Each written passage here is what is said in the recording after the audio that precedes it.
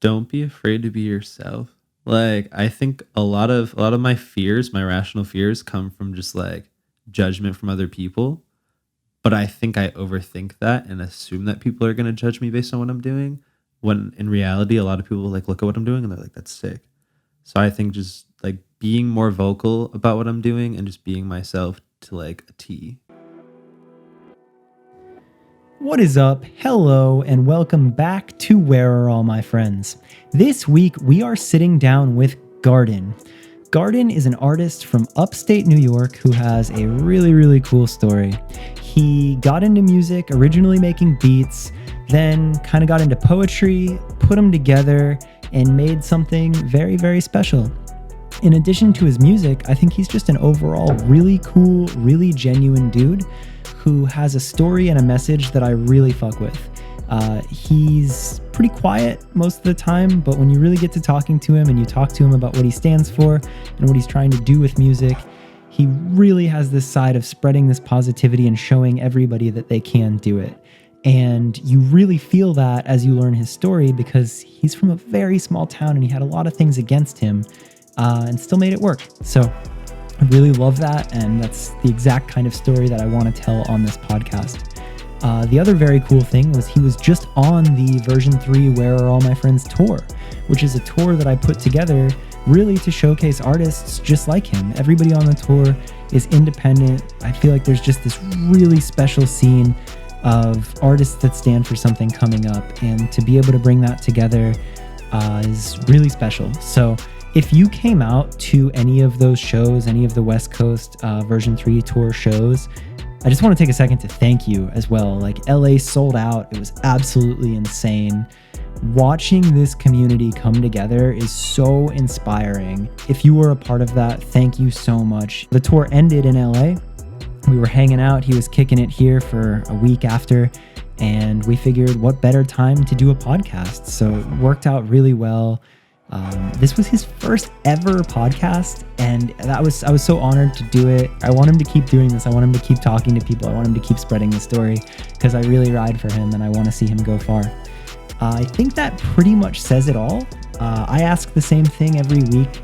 Really just follow, subscribe to the podcast, rate it, hit it with a bunch of stars, write feedback, tag us on social media. I'm always paying attention to feedback. I always want to make it better.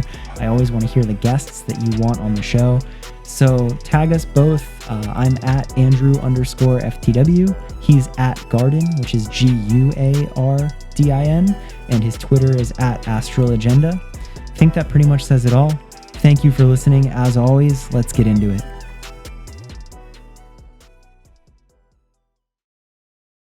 We just got off tour. That's exciting. You're here for such a cool reason. It's been a blast. Dude. I'm still adjusting to LA, specifically the weather, but Really? it feels good. Well, because we were talking about that earlier today. Matt was trying to figure out why everyone feels slow and shitty. So what's your weather adjustment? It's just I'm so used to being cold and rainy back in New York, and here it's nice all the time, or most of the time, at least when I'm here. So yeah. Oh, so it's good weather adjustment. yeah, no, it's good weather. Sometimes a little too warm, but I can mend. This is the first time we've run the AC in the house. Really? For the entire time we've had the lease. Damn. This month is the first time. How long have you guys lived here? Since last September. Jesus Christ. Yeah.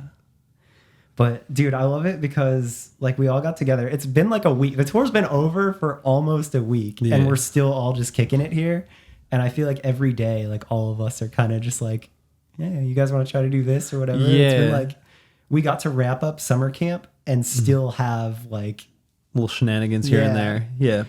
Yeah, you got a tattoo today, and we got to throw a little bit of a little after tour celebration and all that. I love that. I've never had it like that. It's been super sick. That party was awesome. It was cool. That was a lot of fun. That was the first time I've ever thrown a party. Yeah. Yeah. I remember that because you were telling me, you're yo, I kind of want to throw a party. Yeah. That was fun. I felt we did the perfect mix. We did it wasn't a mansion. We can't call it a mansion. No, but it was the view alone was way better than what I think a mansion could offer. Yeah, hills of LA. Yeah. Fancy modern house. It was mild bougie. Yeah. Mid bougie. Mid bougie. I'll give him mid. Yeah. Mid bougie. Mid tier bougie. Yeah. Not bougie, but not ballin'. Yeah. It was like B tier. Yeah. It was a high B tier. High But B. it was good. I'll give it a high B. Yeah. That one piece of glass was broken before. Oh my so, I woke up and I was so fucking stressed about that. dude. That was Oh, you saw it at night and you were like, oh, fuck. No, I didn't see it at night. I woke up like the day oh. after, and I'm cleaning up in the kitchen, and I glance over, and I'm like, "Fuck!" So I hit the group chat immediately. I was like, "Hey guys!" I'm so glad that I saw that right then too, because like Yeah. I pretty quickly knew. I was like, oh yeah, no, you're good. Yeah, That's thank fine. God. I was like, he's on his way in like 20 minutes. He's gonna see that and be like, "What did you do?" And he didn't even he like glazed that shit. No, yeah, he literally like he walked downstairs. He looked around and noticed how spotless it was because we had cleaned, and was just like, "Okay, are you waiting for your Uber?" And I was like, "No, I should probably call my Uber though." Yeah, really cool guy, very chill. Very chill. Well, cool. Okay, so I kind of told you a little bit before the podcast started, but I'm just so intrigued. Like, first off, thank you for doing this. Thank you for having me. This is like it's my first time doing something like this, so it's very very intriguing. I'm truly honored. And I'm like, honored. I think you're the perfect person to be on it because I wanted to do a mix. Like when I had the idea to do this, I wanted a mix of everyone on every side of the industry. Mm-hmm. It's because like I think that the artist story is super interesting, Yeah. but I also love talking to managers and agents and creatives because I think we're all here for a similar reason. Oh, Like, no, all of definitely. us have like a similar underlying like, yo, this means something to me. Yeah. So I love hearing every side of every story. And I'm particularly intrigued by your artist come up because you're so through and through just like this genuine dude who's stoked to be here. Yeah, Like thank you're like, you. oh yeah, I'm stoked to be here. Like, everything you Yeah. do. So I want to hear like how that came to be and just like how everything got. So I'm excited to have you on this one. I think it'll be a good one. Dude, yeah, it's gonna be sick. Fuck yeah. I'm stoked. Okay, so normally, or here, do this. Before we get into any story, if anybody doesn't know who you are, what's your artist name? What do you do? Where are you from? Give me the quick explanation. All right. My name is Guardin. I'm a 22-year-old big child from from Western New York, semi-upstate. I make music. I self-produce. I sing. I rap a little, and I play some ukulele. I like that. Yeah, thank you. That says it well. It's a pretty good intro. Yeah, it's not bad. And are you self-taught too? Yeah. Wow. No lessons. Really? Yeah. Everything with like instruments and production. You just picked it up. That's fucking crazy. Thank you. Was it like YouTube and shit? Like, Yeah, a little bit of YouTube here and there. I remember I was really into Sum 41 growing up. So like I remember I had a guitar. I got my first electric guitar when I was 8 or 9. yeah. Fat Lip. The intro to Fat Lip was like one of the first things I learned. Oh my So God. yeah. That's crazy. So wait, what year were you born? 96. Okay, so when you found Sum 41, how old were you? Probably like 7. Wow. Yeah. That's early to find that and like Yeah. connect with it. Yeah, I got into like emo music fairly early too. I remember like one of my favorite bands when I was 9 or 10 was AFI. Yeah. And then Hawthorne Heights quickly after, My Chemical Romance, etc. Whoa. So That's crazy because I had Shinny on the podcast and there was kind of a similar theme where we bonded over a lot of the same bands, but I'm almost 10 years older than him. yeah. So it's funny, like I almost got into it late and then you guys almost got into it early. Yeah. Where it's like we still nerd out over the same bands and like Yeah. the same albums still mean so much to us. Real shit. So okay, so you find Sum 41, that album, 7 years old, and you said you got your guitar then? At Yeah, I got my 7? guitar. I was like 8 or 9. Wow, Yeah. that's early too. Yeah. And is that just like shouts to your parents, like they saw that you were genuinely? I used to hang out with my cousin Zach a lot, and my cousins were always like big on sports, but I never was. Really? So the only thing we really had in common was music. And I remember they used to listen to Blink and Sum 41 like all the time. So I just kick it with them. And I really wanted to pick up on guitar because they had guitars at their house. So I like kind of fuck around at their house with their guitars. And then I'd come home and try to watch YouTube videos and like learn how to play more shit. But I never actually got my own guitar till I was about 8 or 9. Damn. And then I remember being 12 and I got my first acoustic guitar. My mom made me get a haircut to get the guitar. Yeah. That was like part of the bargain? Yeah, my hair was about down to my shoulders. and she was like, if you want this guitar, you'll get a haircut for me. And I was like, yeah, fuck it. Like it's hair, it'll grow back. So Wow. yeah, That's a good bargain. I mean, honestly, you won on that. But worth it. So yeah. worth it. Damn. So, and then where did you grow up? Like what area? Wellsville, New York. It's considered a village. Okay. Yeah. So it's like smaller than a town? Yeah, I think the population's like 8,000, and then where I live now, Hornell, New York, it's 10,000, and it's like barely a city. When people say they grew up in a small town, like you grew up in a small town. Like the only thing that ever came out of Hornell was Bill Pullman. I don't know if you know who Bill Pullman is. I wish I did. Spaceballs. So, he's I forget who he plays in Spaceballs, but he's like one of the main characters in Spaceballs. That's all. That's yeah. What you guys. So when you drive into Hornell, it says Hornell, home of Bill Pullman. And Stop. He got a plaque. That's it. Yeah. Holy fuck. Damn. So you're coming for him. Yeah. If the project goes well, like it's gonna be like. That's all I want is like Hornell, home of Bill Pullman and Guardin, and that's it. Wow. That's the goal. After that, I'm quitting music for good. Bro. Just kidding. But I'm like, now that I know that, like that's happening. Yeah. Fingers Within crossed. your music career, that's happening. We're getting that plaque. That's so good. Because like nothing ever comes out of Hornell. We have like local rappers, but it's like 35-year-olds that like still live with mom, and they make like shit that sounds like Eminem. And it's not good. It's very, very mids. Yeah. So okay, so you grow up in a very small town. So damn, thank God that you had friends that like found cool music and all that. Oh yeah. Damn. Okay. And like, what were your other hobbies? So you weren't into sports. You find music pretty early, so you probably like deep dove into that. Yeah, music. I was really into wrestling growing up. Oh, okay. Like WWE. I would never like actually do my own shit, but really into wrestling. I got into skateboarding pretty early too. About the same age, like 7, 8.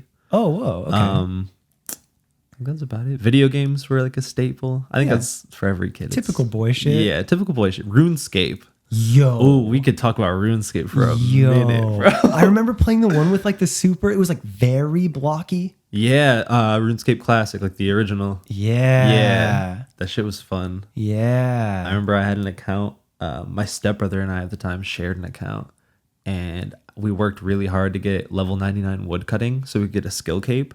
As soon as that happened, he changed the password on me and tried to act like we got hacked. I still remember that to this day. I let it happen too. I was like, okay. And I just let it happen. We put years into that. That's dirty. Mm-hmm. Wow. I'm still very upset about that. Fuck that kid. Yeah, that's fuck fucked that up. kid. My RuneScape memory was I played it at a friend's house that his house was near a graveyard, and I didn't have a computer that was good enough to run it. So I had to go to his house to run it.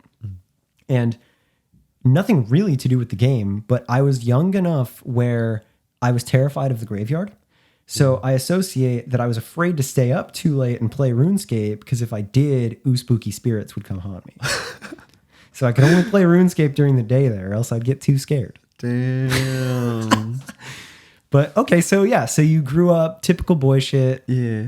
And as you're growing up, was it that music stuck more than skateboarding or anything like that? Or like what made you double down, or like how did that shape out? I think music was like a big staple in my family growing up too. So it was something that I was kind of like born into. My mom used to listen to like a lot of pop music, like Backstreet Boys. And Really? And then my dad played the drums and was like big on like Styx, REO Speedwagon, like shit like that. So from like a really early age, I was really into music. I remember this is like the earliest memory that I remember. Yeah. I was 4 years old and I was taking a bath. Yeah. And my mom came home with Millennium, the Backstreet Boys album. Yeah, yeah. I remember bawling my eyes out in the bathtub because I was like in love with the Backstreet Boys. So that album was like the first like piece of art that like really like caught my eye and caught my heart. Yeah. So Again, shout out Backstreet Boys. Yo, for real. And again, it's so funny that we have that parallel because I'm, again, a little bit older than you, but I remember that album coming out and I remember I had like a Discman and I remember like sitting on my couch listening to that album and like, I mean, now we make fun of boy bands and all that, but like at the time, like that was like fucking dope. Yeah. And like, I remember like, just like that album was so good all the way through where I was like, what? So good. That was like their peak for me. Yeah. Damn. Okay, so crazy memories, music stands out, musical family. Mm. And that is interesting to me because I wonder, like I didn't grow up in a musical family. Like neither of my parents played. I didn't have any close family that was like that. I ended up getting an acoustic guitar at some age, but I do wonder, like I wonder if that is such an important piece to have like the musical parents, or like if that's Yeah. like in your genetics almost. Like I I don't don't know. know, because it's I think like about that. it's like my mom was like into music, but just like as like a fan, like a listener. Yeah. And my dad wasn't around much growing up, other than like my early childhood. Oh. So I feel like it was kind of like music was like a tool for me to like escape. Okay. So I think that's kind of what drew me in towards music at like a later age, like my early teens. So yeah, it wasn't like coming from the technical side of having parents to teach you. It was just Yeah. more that it was a thing in your family. Yeah, it was it was kind of like a hobby, I Mm-hmm. guess. And then, so you still stay skateboard. I mean, you skate now still, right? Yeah, here and there, trying to get back into it. Yeah. So, I was talking to Morgan and JV about that. yeah, We want to do like a skate day out here. that'd be hard. I'm so down. Yeah. I think we're all probably the same level of shitty. I can't do flip tricks. Oh, really? You got me on kickflips. So Oh. I can I've landed 3 kickflips in my life. What? That's it. I'm like good with like spins, like shove-its I can do all day. Like body varials I can do those. Yeah. Like 360s I can do those, but like I can't do flip tricks. Oh shit. I got you. Actually, Yeah. because to me, the thing that changed my kickflip game Mm-hmm. was you have to treat it like an ollie. All it is an ollie with your moving your feet a little bit differently. Yeah. And my problem is I can never like keep my front foot down. I like kick it too far outward. Oh, yeah, yeah. But if you treat it like an ollie and you just ollie, you naturally bring it back. Yeah. We need to have a skate day. I got to kick more downward and not outward. Yeah. Okay. So, and were you like a good kid in school, and like how are you in school and all that? It's relatively good. I like had my own little group of friends. Kind of like kept to myself. My grades were like B's and C's all the way up until like high school. And then 10th grade, actually, I dropped out of public school and I tried to do stuff online. Really? Ooh, I have a long story about that. So, Yeah. yeah, after 10th grade, I dropped out. And for a year, I just kind of like was laxing, just like chilling. I was in a long distance relationship with this girl and she had moved in with me at the wow. time. Wait, 10th grade, how old are you? You're Like 16, something like that. you lived some very adult moments pretty early in your Yeah. life. Oh, yeah. Love will do it to you. That's crazy. Okay, so continue. Yeah, so she was from Texas. She had moved in with me for probably like 9-10 months.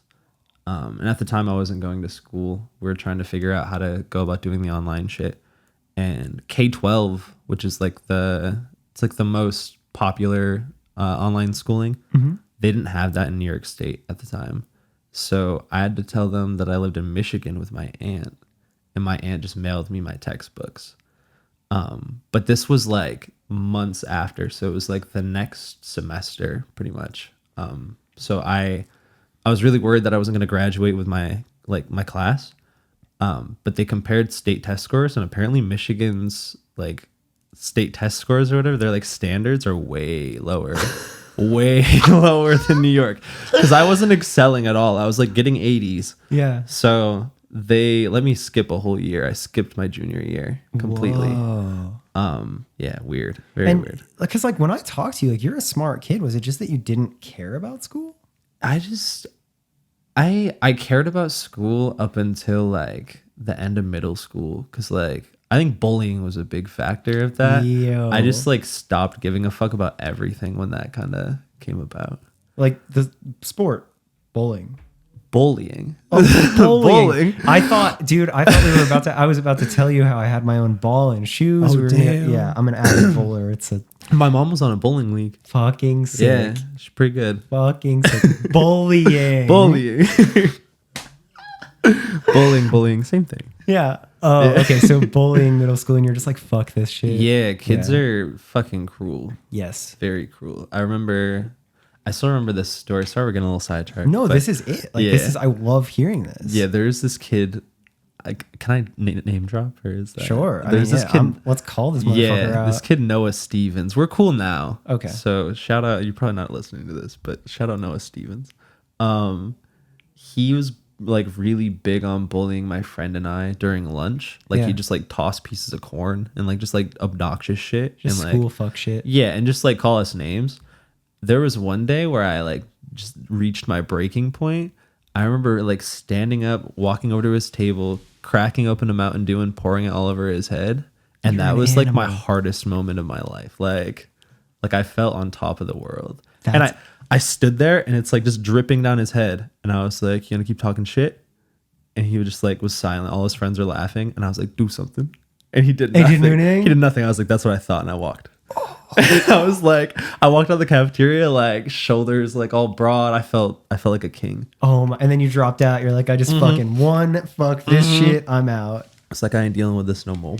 Damn. Yeah. Okay, so you're at home. You end up doing the online school thing. Yeah. Relationship. She's living with you. Yeah.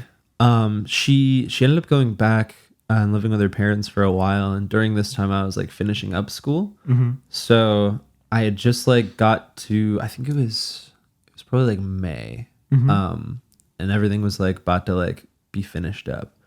And they wanted me to go to Michigan to do my state tests. And I didn't know that was gonna have to like, I didn't know that was gonna be a thing. Yeah. We were so broke at the time that I couldn't go to Michigan No way. and do my state test. So I technically never graduated, Whoa. which sucks, but like I still worked my ass off. So That's crazy. yeah. Damn. Pretty wild. That's very nuts. Okay. Fucking A. Yeah.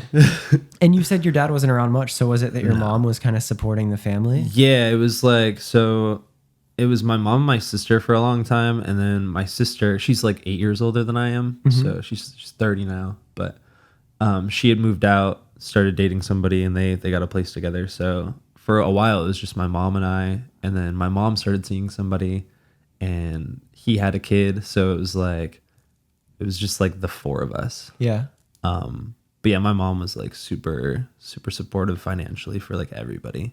Damn. So Shouts to her. yeah, shout out Mama Guardin. That's awesome. She a real one. It's cool too. It's cool because like I got to meet them at the end of the last tour. Yeah, super So nice. it's like you're telling me these stories and I see like actual faces to those people and they're so kind and so Yeah. excited for you. So that's awesome. And she's always like, oh, like, how are the boys doing? How's Andrew? How's Aw. Dylan? And I'm like, they're great. Like, That's awesome. yeah, super supportive mom.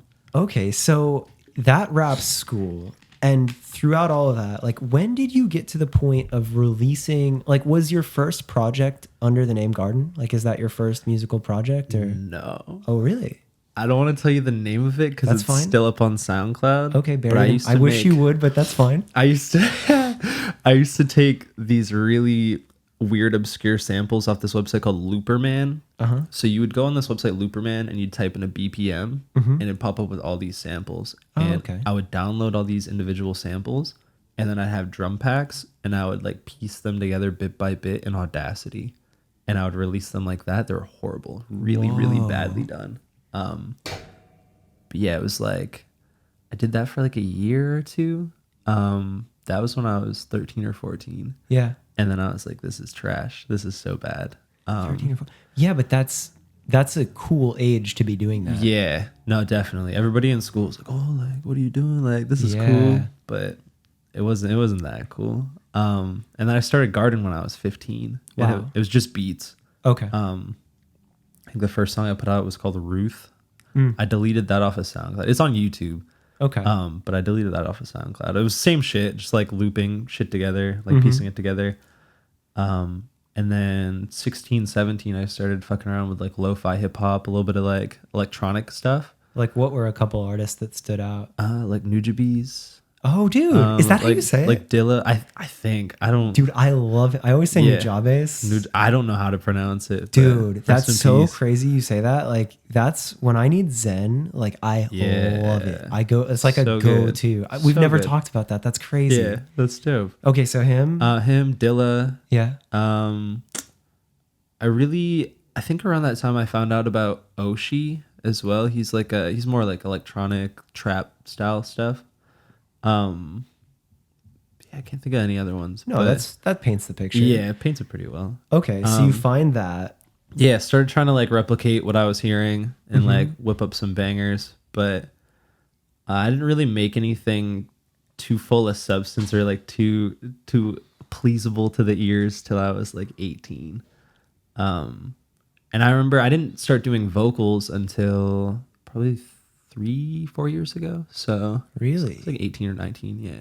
And why was that? I never like, I used to like sing and like play my acoustic guitar, but I never put anything out. And I was just like, yeah, my voice sucks. Like I just like sounded like a whiny little emo kid. Yeah. And I was like, nobody finds this appealing. So you were just kind of like overly critical or self-conscious about it. Yeah. Very, very self-conscious about it. I think that's really hard for a lot of people. No, definitely. Doesn't that feel like a common theme? Yeah, Like, especially in this scene, it's like everybody kind of hates themselves. Yeah. Or hates the way they sound, at least. yeah, and it's like it's funny because like we're our own harshest critics, and so many of the kids that feel that are that hard on themselves, like we listen objectively and like, dude, what are you talking about? Like we love it. And, Yeah, like, exactly. Some of our closest friends, right? Where it's Yeah. like you hear a similar story. And it's cool too, because like I remember finding Gianni's music like 3 years ago. Shinigami, Like, sorry. yeah, like Shinigami. I found his shit like 3.5 years ago, and I was like, holy fuck, like this is so good. Oh fuck, that's And, cool. Yeah, it's cool how it came full circle, and we're like all tight now. Yeah.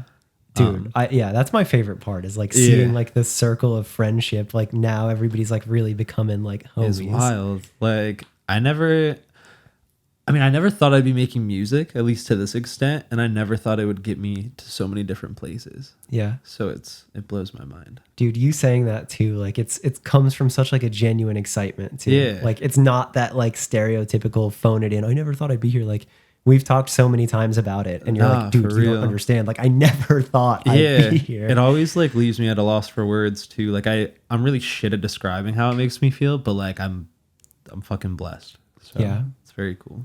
Very cool. Damn. Okay, so you start Guardin at 15, you start doing lyrics a couple years later. What was the response to it? Like, did you start to get an immediate response or like Well, I didn't. So when I started doing vocals, I was just kind of recording shit here and there and not really putting it out, just showing my friends. But my weed plug at the Nice. time, shout out Justin, my weed plug. I used to go up to his house and we'd get really baked in freestyle. We'd have like a cypher circle with like a couple other friends, and I would never participate. One day I just decided to. I had some stuff written in my notes, and I was like, "Is it cool if I like spit some written shit?" And they're like, "Yeah." And everybody went quiet, and I was like, "Oh no, they hated it." And they're like, "Yo, yeah, that was really good." And I was like, "That." So that was like the first like actual reaction that I got from anything that I'd written. Yeah.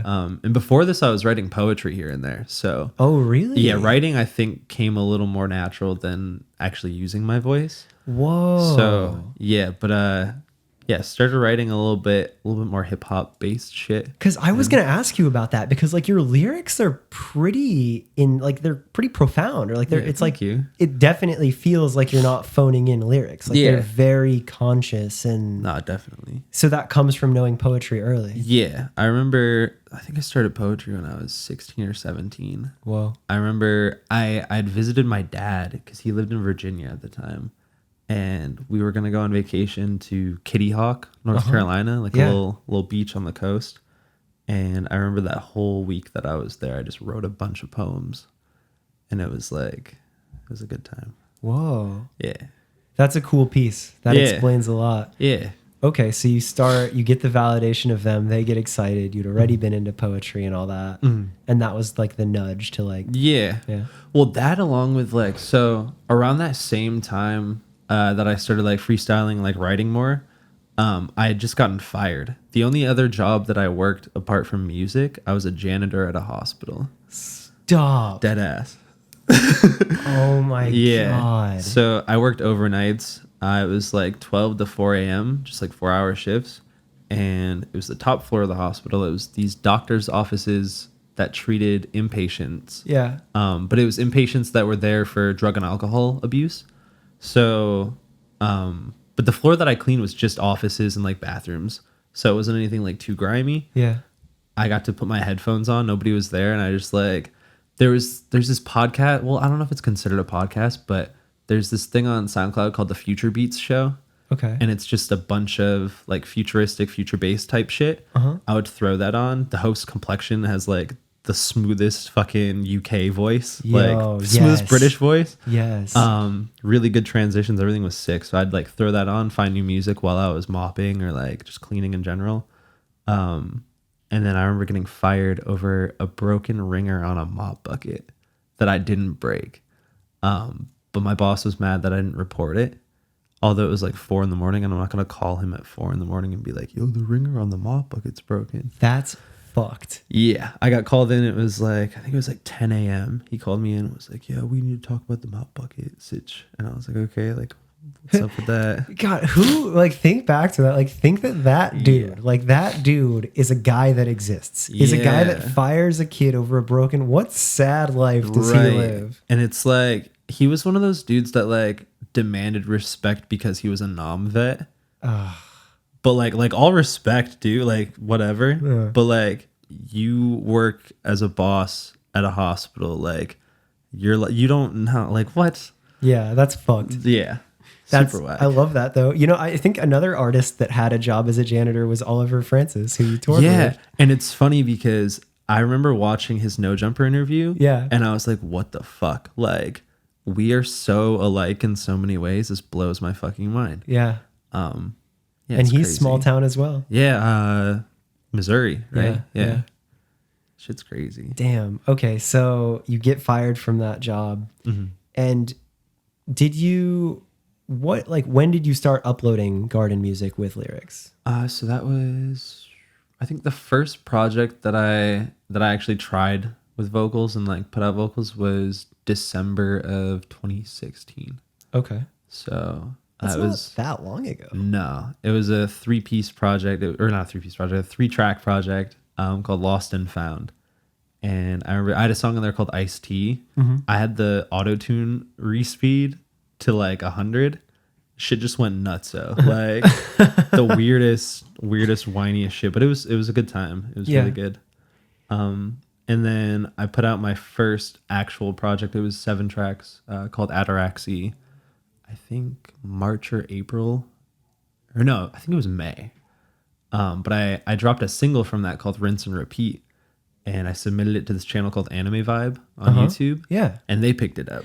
Whoa. And that was the first time that anybody like was like, "Yo." Well, you answered my question I was going to ask. Was it Yeah. was it like an instant response? Like, did you get an instant response of positivity? Yeah, it was kind of slow at first. I remember somebody called me and was like, "Yo, like I just found you on Anime Vibe." And I was like, "What?" Like, I fuck with that channel heavy. So, I remember I would check the comments every day. Yeah. I was like really stoked about it. Check the comments every day and just like see what people thought. Yeah. Like see if there's any constructive criticism. And I got like really invested in that. And then people were like, "Oh, like, when's the album come out? When's the album come out?" And I dropped Ataraxy, I think a month after that had been posted. And the response was really good. Like people loved it. And that was the first time I ever dropped like a full like cohesive project. Yeah. And then following project, or no, the next project that I dropped was in October, Yeah. called Lacunae. And that's like my like staple project. Like that's the one that like set the bar. Wow. I think it was like 14 tracks. I had features from like Gucci, Flowers. No, Flowers wasn't on that, but I dropped a bunch of singles with Flowers before that. Gucci was on it, Hammy, Yeah. Nine Tails. Wow. So that was like the first time I put something out that was like really like I put my heart into it. Yeah. And I have a question Yeah. there.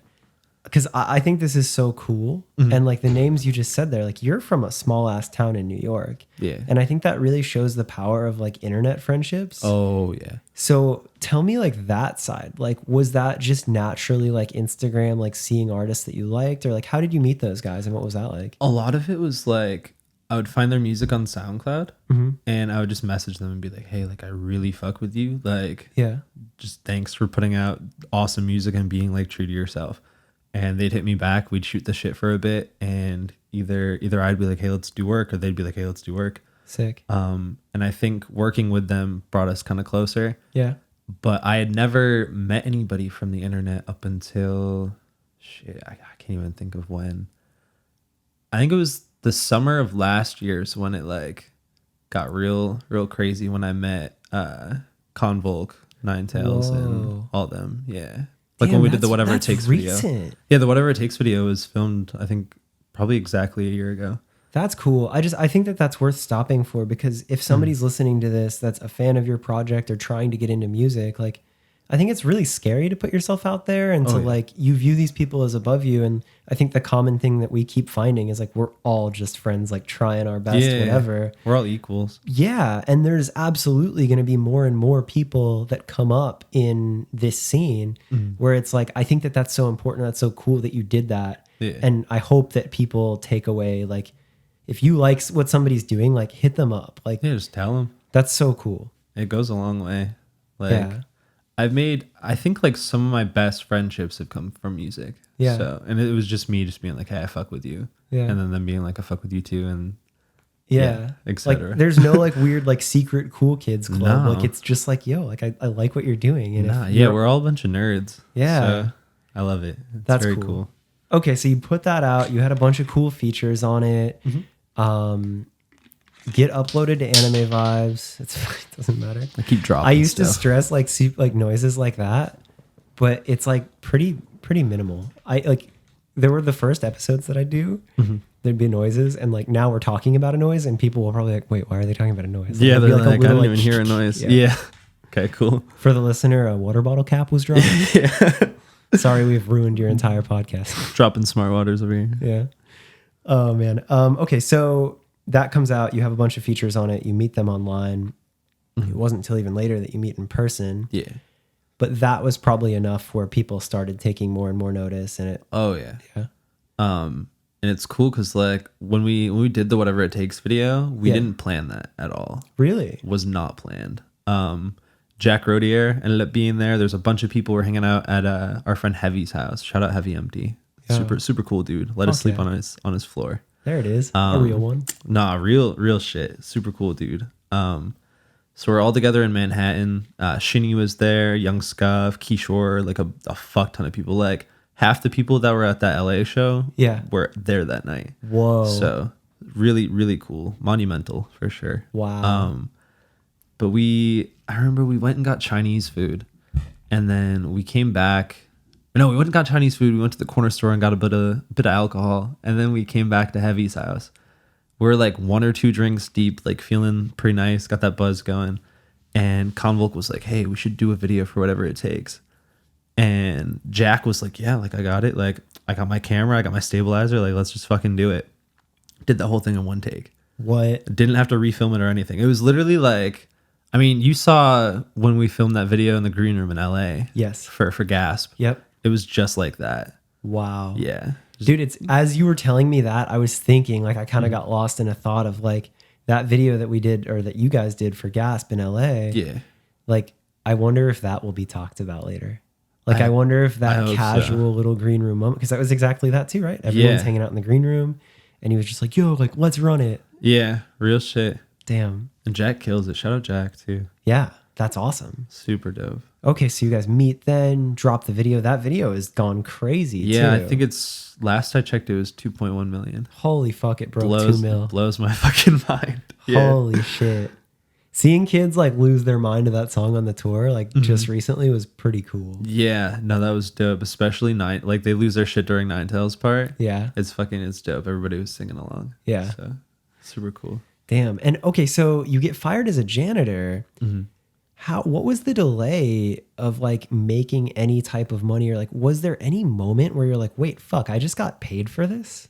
Yeah. Okay. So, Anime Vibe actually gave me like a brief payout for one of the songs that they had posted. Oh, really? So they asked me if it was cool if they monetized it, and I was like, yeah, of course. And they were like, well, instead of giving you what you make or what we make off the monetization since it's going on our channel, we'll just like buy it out. Okay. And I was like, okay. And it was a song called Evergreen. They gave me $300 for it. I remember I was at my ex-girlfriend's house in Canada, and she was at work, and I was just like chilling in her room. I remember opening my PayPal and seeing 300 in my account and just crying. I was like, I know it's not a lot of money, but it was like, dude, that means the world. Like, it doesn't matter what that amount is. It Yeah. represents so much more. yeah, no, it was wild. I like sat there and I had to keep looking at it and like refreshing the page. I was like, this shit's real. Like this is really happening. And I think that was the moment that I knew like I needed to keep doing music because it was actually getting me places. Like it had always been something that I was really into. Like I love music. Like don't get me wrong, but Yeah. knowing that I could like make it into a career rather than just a hobby Yeah. was like what gave me the drive to keep going with it. And not only to keep going with it, but to like excel at it. Yeah. So Yeah. it's all it took. Fuck, that's cool. Yeah. Super cool. Fuck, I'm so glad that Yeah. like, you told me that moment because that's like, it's so inspiring. It That's was so dope. cool. I remember calling my mom too, and I was like, "Mom, you're never gonna guess what just happened." And she was like, she was stoked, but she was like, "Oh, like when are you getting a job though?" Yeah. And I was like, "You don't get it. Like this is gonna be my like give it like a year, and I'm gonna do something really good with this." Like Yeah. yeah. And then was it had to have been a little delay after that before you started getting any type of money from like streaming. Yeah, no. So that was, fuck. When was that? That was summer of 2017 that I had gotten the money for Evergreen. It might have been spring. It was either spring or summer of 2017, and then I ended up dropping Lacuna, and I think it was shortly after I dropped Lacuna. I started seeing money come through Repost Network. Yeah. Off of streaming. Yeah. And I think the first like big check I ever got was $1,000. Wow. And I was like, holy shit. Dude, that's like good. That's Yeah. a very good early Oh, yeah. check. I was like, this is like money I could be making from a 9 to 5, but I'm doing it from my bedroom. Yeah. And I mean, that- fuck, that's all it Yeah, takes. yeah. That shit blew my mind. Damn. Cool. And then from there, it gets to, I mean, what? So you're just in your bedroom making music, making friends online, internet, all that. Yeah. When does touring come into it? So touring didn't come about. I never even thought about playing shows up until I met Dylan, my manager. You know Dylan. Shouts to Yeah, shouts Dylan. D Sosa. Follow D Sosa on Instagram. Follow D Sosa. He's that man. We should take a second and explain because Yeah. I think we're close friends because of him. Yeah. And like Dylan is your manager. He lives out here in Los Angeles.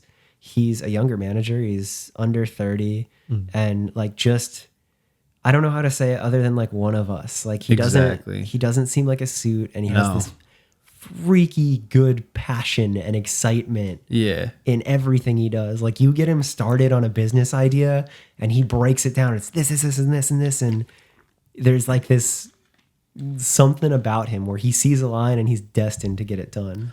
Real shit, and he'll make it happen too. Like he had been emailing me for months, Yeah. and I would read his email, skim Yeah. it, close out of it, didn't care. Yeah. I had this big like fuck industry Yeah. people agenda at the time, and I was like, I'm never gonna do any industry shit. Like fuck studios, fuck all of this. Yeah. And then he sent me this email, and the subject was, "This is the last time I'll email you," or something along the lines of that. Yeah. He wrote like, it was like a 5-paragraph email about how my music means so much to him and how it brings him back to when he was my age and he was listening to the stuff that I listened to growing up. Yeah. And I remember just sitting there like crying, reading the email, and I was like, damn, like I got to email this guy back. Yeah. And then I think it was like within a couple weeks, like 3 to 4 weeks, he convinced me to go out to New York City. He flew out to New York City and we met up, hung Yeah. out for 5 days. And then the last day he was like, I know you're like about like fuck labels and all that shit, but like, I really want to manage you. And I was like, dude, like, where do I sign? Like, I'm so about it. A quick question on that too. And like, obviously as I am a manager myself, Yeah. I have my own thoughts, but coming from an artist and one that had such like a genuine, like fuck the industry side of things, if there is anybody listening that is an artist and is in like that position where they don't really know, like, Yeah. what would you tell an artist? Like, what was that like shift or like what sold you on that? Like, I what was think- that special thing? A lot of it just came from like misinterpretation of what the industry actually is. Cause all you hear, and it's the same for any news really, all you hear is a bunch of horror stories. Yeah. So for me, it was just like being able to like meet people face to face and like see like the fine print right in front of me rather than hearing about it through other people that are in the industry.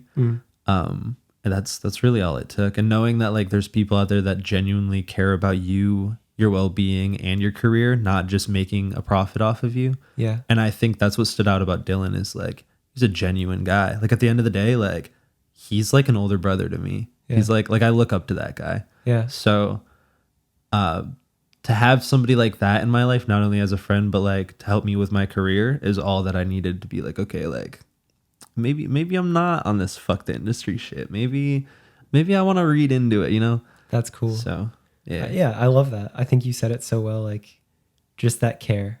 Yeah, exactly. You just got to find somebody that gives a fuck, and that's it. That's awesome. Cool. Okay, so touring. Touring comes from meeting Dylan. Yeah, so we met up in New York. We started working together, and within I want to say it was like a month and a half, 2 months, he got me confirmed for the Wicca Phase tour. Wow. I was with Convulcan Nine Tails when that happened. This was the same week that we filmed the Whatever It Takes video. Wow. And we were posted up in an Airbnb in Harlem. Yeah. We were sharing bunk beds, and I'm sitting in the top bunk. I remember this vividly. And I got the text from Dylan, and I was like, yo, I just got confirmed for my first tour. And I almost broke down. It was awesome. Well, bro, like to put that in context, Wicca Phase has been around for a while. Oh, yeah. In the sense of like he's a staple. Like he has respect Yeah. and has been doing it. And a lot of artists would kill to tour with him. Oh, yeah. So for you to come in as a newer artist out the gate and get that, that says a lot for you. Like Real that is a shit. big accomplishment. And like dudes, including everybody in GBC too, like that's a staple in this scene. Yeah. And not only that, but like I fucked with Tiger's Jaw heavy in high school. Yo. So that was like very nostalgic for me to be like, yo, like this dude was in Tiger's Jaw, listen to him growing up. And Yeah. now we're hitting the road together. Yeah. So Because you awesome. also, we've talked about that, like before you got into any type of the SoundCloud scene or anything there, you were like big Warped Tour kid. oh yeah, pop punk all day, And every day. that probably came from like stemming from Sum 41 and all that. Yeah. Yeah, no, definitely. I remember like A Day to Remember was my favorite band for the longest time. Yep. Used to go to Warped Tour every year. I didn't miss a year. I think I went to like 8 or 9 Warped Tours. Whoa. Starting when? 2009. Wow. 303 and Under Oath were the only bands that I went to go see. Wow. And I remember that vividly. Yeah. That's crazy. And then I got into like some more like post-hardcore shit. I remember I got really into We Came as Romans. Oh shit. A Skylit Drive. You know Josh did an episode? Yeah, I listened to okay, it. Yeah, cool. it was Oh, good. That's awesome. Yeah. But yeah, I was definitely a big Warped Tour kid. Those were like the only concerts that I'd ever go to, up until like a couple years ago. Whoa. So, yeah. That's cool. That's really cool. Yeah. I wonder though, what if you grew up in that, what made you not start a band? What made you do a solo project and not a band? So when I was 12, I tried to start a band. I wanted to be a drummer really, really bad. Oh. I had my own drum set and all these. So this was, I think I was about 12. Was it 7th grade? 12? Sounds about Something like that.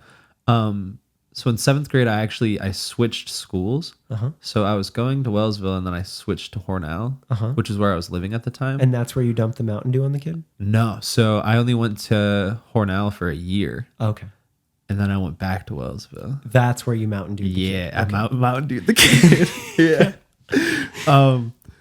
But I met some kids there that were really cool. It was funny because I wanted to do band because I've always been like a band kid. But I was in percussion, and it was like the first week of going to that school that the band teacher, I'm trying to remember his name, starts with a B. It'll come to me at some point. Mr. Balin. There it is. Shout Nice, out, dude. shout out, Mr. Balin.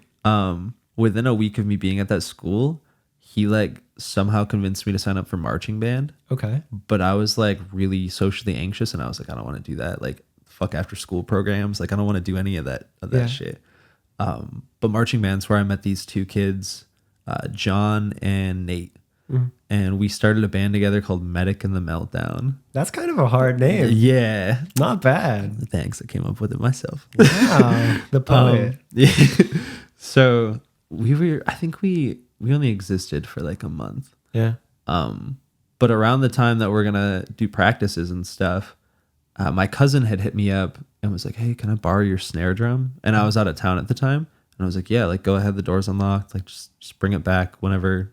Like I get home the next day, my whole drum set's gone. What the fuck? Completely vanished. My cousin stole my drum set. What the fuck? Yeah, and then I'd hit him up and he wouldn't get back to me. Your own family. Yeah. What So the fuck? and he only lived like 15, 20 minutes away. So What'd you do? I should have pulled up on him. Yeah. But I just let it slide. I don't know why. But I did have a Rock Band drum set, and Rock Band, I think it was the second Rock Band, had a freestyle mode. Yeah. Where you could just like hit the drums Holy and like it would shit. play. So it was just like an electric kit. So we used that for every band practice that we had.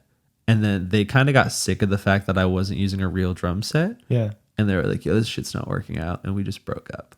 Wow. So tried to have a band, but my cousin stole my drum set. Shout out Austin. In a weird, twisted way, fuck you, Austin. Yeah. But shout out, Austin. Yeah.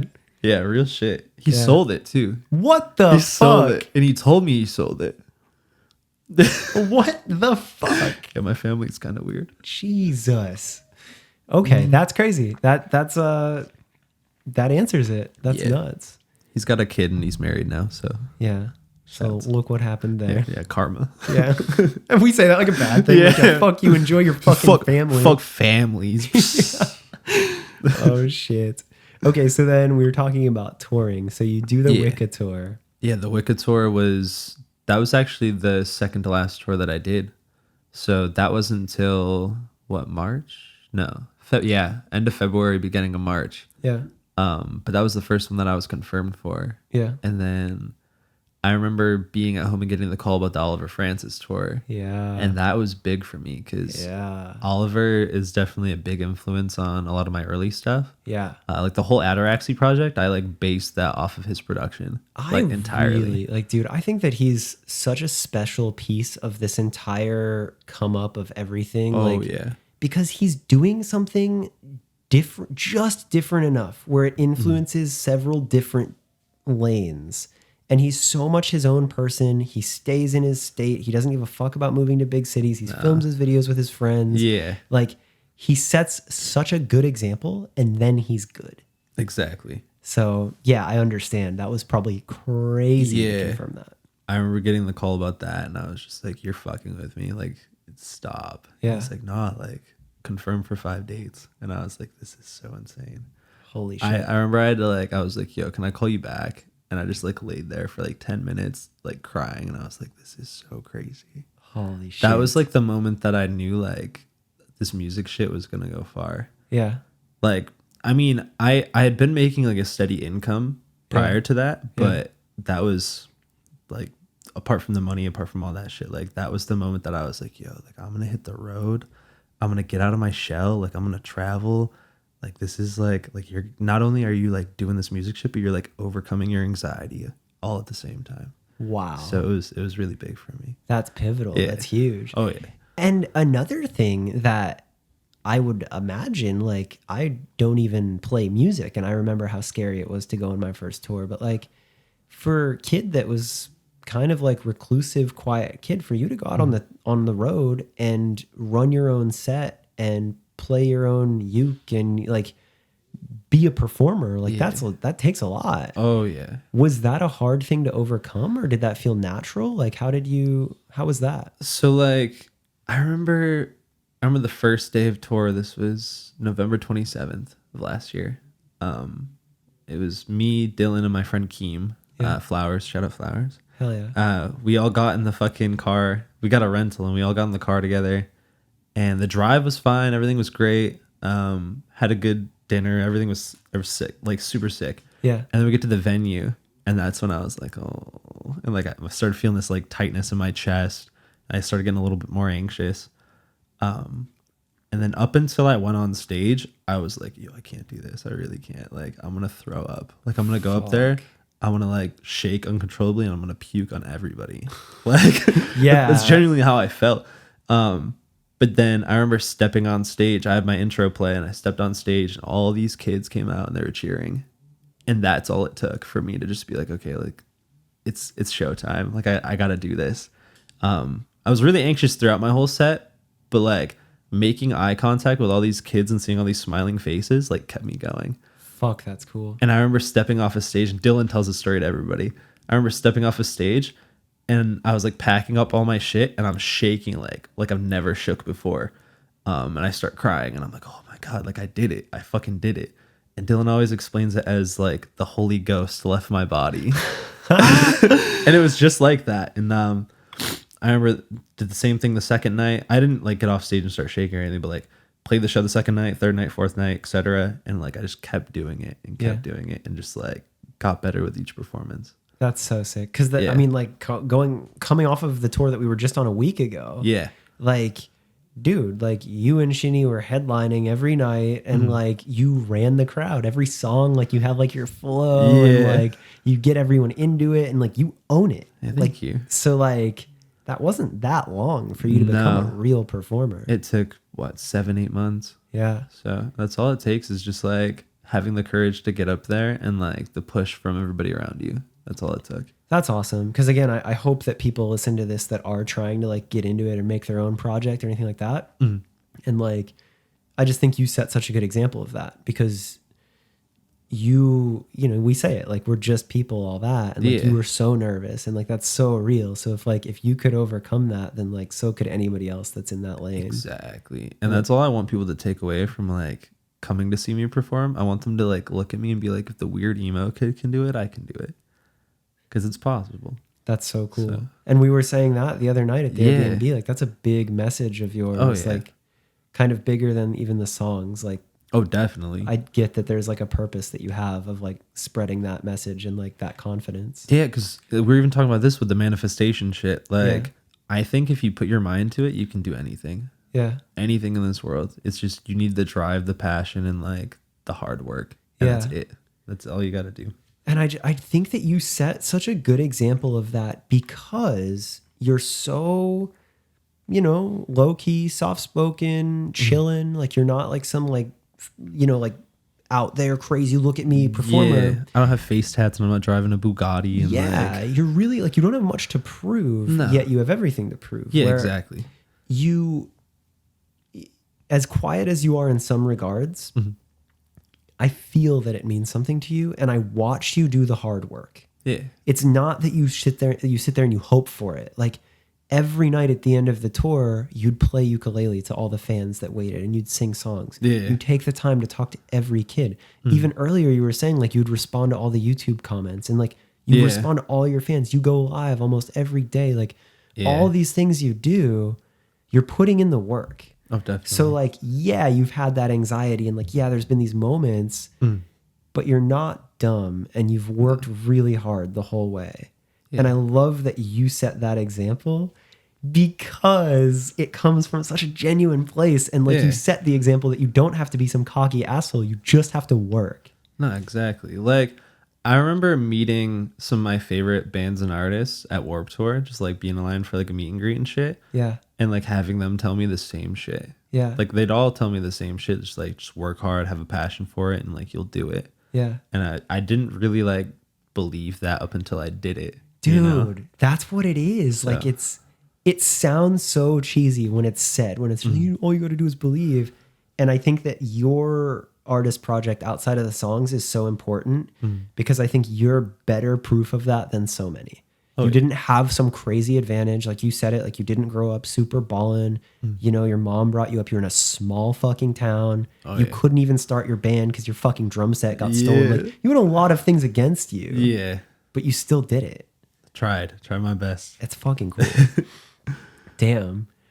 I mean, I feel like that pretty much catches us up to like where you're at now. Like you tour, I guess, so to conclude touring, you do the Oliver Francis tour. That goes into, which one was after that? The first part of this tour, the Where All My Friends. That's right. It happened right after that. And that's where we all met. Yeah, it was my second tour ever. Wow. I remember that day, like just like going to the airport, giving you a big old hug, picking you up, and it was right into it. Yeah, Lakewood, Ohio. Then that show fucking popped off. That was like the perfect first show for that tour. I was really anxious, but it went so well. Yep.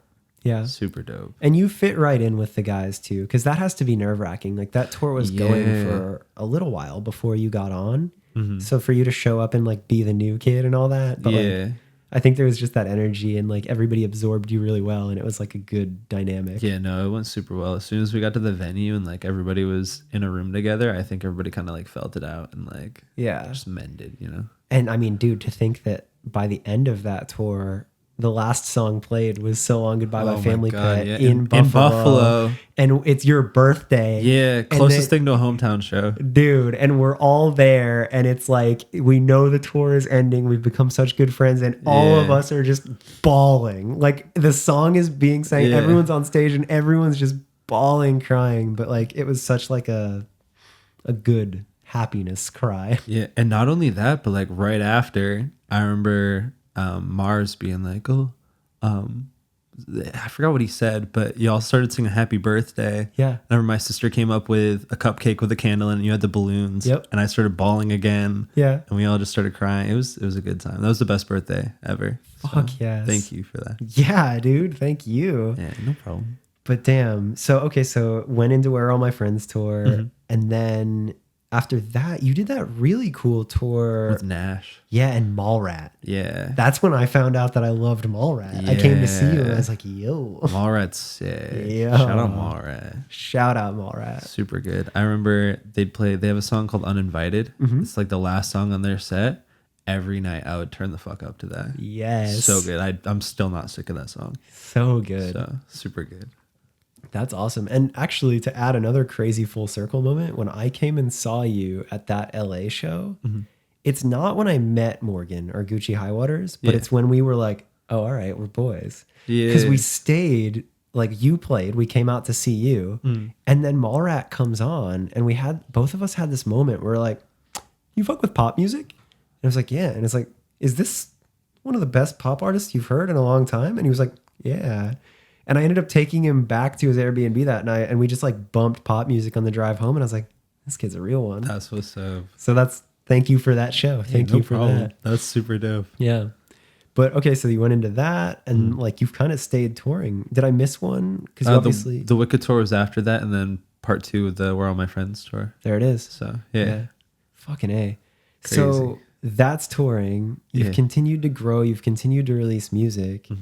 I feel like that catches us up to speed about, like it's so exciting to do this interview now, or the podcast now, because like really this is just the beginning. No, definitely. There's a couple like really cool moments and really cool signs, and you've obviously made a dope name for yourself, but like, dog, like we're only a couple of years in. Yeah, it's still so fresh. It's crazy to me though, because like I think about what's happened within the past like 6 to 7 months, and I'm like, holy shit, like this is insane. Like it almost feels like I'm like in the middle or at my peak. Yeah. But it's just the beginning. Yeah. And I think about that constantly. Yeah. So it's somewhat overwhelming, but in the best of ways. Yeah. That's super so fucking cool. Yeah.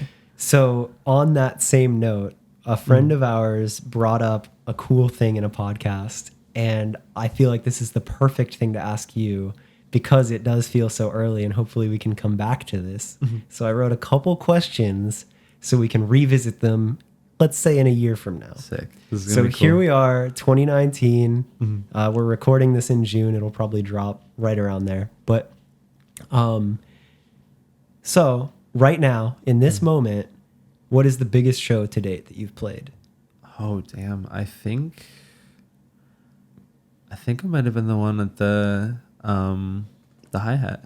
The sold out LA hi-hat. Yeah, the 350 one. That was big. There was some on the Nash tour that were big, but the crowd didn't really fill in up until Nash went on, since I was an opener. Oh, true. So yeah, I think that's the biggest show. Either that or cool. The one in LA that you came to at the El Rey. Yeah. It was between those. So like 350, 400. Wow. I'd say. Sick. Yeah. I'm so like that gets me emotional knowing that the version 3 show was like that big. That was easily the best show I've ever played. That was one of the best nights of my life. Honestly, same. Yeah. That night to me, like I don't want to get ahead of myself, but like I just feel like it was an important night because there were so many people there. There were so many people part of our community that were there. It was to me, it legitimized it. Oh yeah. It was like if this many people are out here and they care this much, and these like everyone was so happy. Everybody, every guest was so happy to be there. And it was just like, okay, this is real. This is important. Yeah. And it was you guys. Like that crowd was y'all. There was no like, you know, Yeah. it was essentially just a big old co-headliner, right? Like you and Shinny play last, but like just it was the boys. Yeah, that shit blew my mind. The turnout was insane. And there's a lot of kids there that had told me when they met me that they flew in from different states or different countries. Wow. So there's people from, I think there was somebody from Montreal all the way up in Canada that flew in just for that show. Fuck. They just came to LA for a couple of days just to go to that show. Did I tell you the thing that the promoter told me? No. The like so the line at the show. Oh, yeah. Yeah. They're like, yo, we haven't seen a line this big since Billie Eilish played here. That's insane. What the fuck? That's so insane. I will never forget that night. Okay, well, cool. That's a great answer. Hell yeah. Could be the same, but proudest achievement to date? Ooh, proudest achievement. Probably just being able to go on the road and like get away from home for such an extended amount of time. Cause like I remember being that kid growing up that I'd go to a friend's house and I'd plan on staying the whole weekend and I'd leave a day early because I was homesick. Whoa. I'd like get so anxious to the point where I felt like I was gonna puke. Whoa. And I'd make up some bullshit excuse and be like, oh yeah, like I gotta feed my cat or like some bullshit and just go home. Dude, so for you to get out there and tour and to like do this is like a huge personal level Oh yeah. too. Yeah, no, definitely. Fuck, that's cool. Yeah. That's a great answer. Yeah. Favorite memory on tour? Ooh, on this past tour, just No, just in tour general. in general. Can be anything. Favorite memory. Ooh, Seattle. My sister and I went to this bar called Unicorn, and they had a bunch of like really exotic taxidermy like hanging up, and like the colors were crazy, and the menu, all the drinks, all the cocktails were like really weird, like unicorn jizz was one of them. Yeah. And the food that we had was called narwhal balls. They were like have you ever had hush puppies from Long John Silver's? Actually, yes, and they're very good. Yeah, they're kind of like that, but like a little bit more deep fried. I think they had cheese in them. Oh shit. Super good. But we found out that following day that it was a gay bar. Oh. And I was like, that's why it was so That's cool. why yeah. And the narwhal balls and the unicorn jizz. I think just like that whole night, just like being on the other side of the country, even especially with my sister, because we were like on and off close growing up. Mm-hmm. But now that like we have toured together and we're like kind of in the same age group, Yeah. we're like super tight. So I think just like that whole night was like really cool. It's probably like one of my favorite memories from tour. Love that. Yeah. Current goal that you're chasing right now. Ooh. Doesn't have to be business, anything, just like something that you want to achieve. I talked about this a couple weeks ago with my mom and she laughed. But I want to be 25 and own a house in the countryside. That would be so sick. Fuck yeah. That's like, I just want to like kick up and like relax. I think that'd be nice. That's a flex. Yeah. Dude, and you've got a couple years to do that. Yeah. If shit keeps going well, that's real. Mm-hmm. That'd be super dope. All right. I love that. And then advice to, okay. So advice to your past self now. So in a year, if you were to come back to this and give this Nick advice, but like this Nick, this current day Nick, what advice would you give to a younger version of yourself right now? Just don't be afraid to be yourself. Like, I think a lot of my fears, my rational fears, come from just like judgment from other people. But I think I overthink that and assume that people are going to judge me based on what I'm doing, when in reality a lot of people like look at what I'm doing and they're like, that's sick. So I think just like being more vocal about what I'm doing and just being myself to like a T is like the advice that I'd give myself. I feel like that shit's timeless right there. Yeah. That's great. Yeah. Damn, those are the questions. Damn. Yeah. I thought that would be fun. Yeah, no, that was cool. Damn. I mean, that's pretty much what I got. I feel like we did the thing. We killed that shit. Yeah. Did I miss anything? No, I don't think so. Cool. That was a lot of fun. I really liked it. That was good. There was so Yeah. I learned so much, and like again, like I kind of had that feeling. Like I was like, it's just off of our talks and like the heart to hearts of like the genuine message that you have, and like wanting to spread that to kids and show people that it's possible. Yeah. There were even more layers to that in this Oh, yeah. story. And I hope that, like, I mean, I hope this podcast helps. I hope that that's a piece where kids hear this and they understand even more Nah, what the definitely. project is about. And me just like getting that out there and like letting people hear that is like helpful to me as well. So thank you for giving me a platform to do so. Dude, fuck yeah. Yeah. Well, cool. There it is. Thank you so Sick. much for joining me. Thank you, man. Appreciate you. Dope. So there you have it, Guardin. I really, again, love his story. I think that there's something so special about him. He's got this fire and this drive, and he works so hard, yet he's very quiet and humble. And I just love that example that he sets. Again, if you did like the episode, please just share it. Tag us on social media, tell your friends, spread the word. The podcast grows by people talking about it and sharing it with other people they like. It lets me then find more guests to tell other cool stories. So sharing it really helps all around. It means the world to us as well. So he's at Guardin, Guardin, or at Astrolegenda on Twitter. I'm at Andrew_FTW. I think that says it all. I'll see you next week. Thanks for listening. Thanks for listening. Thanks for listening. Thanks for listening. Thanks for listening. Thanks for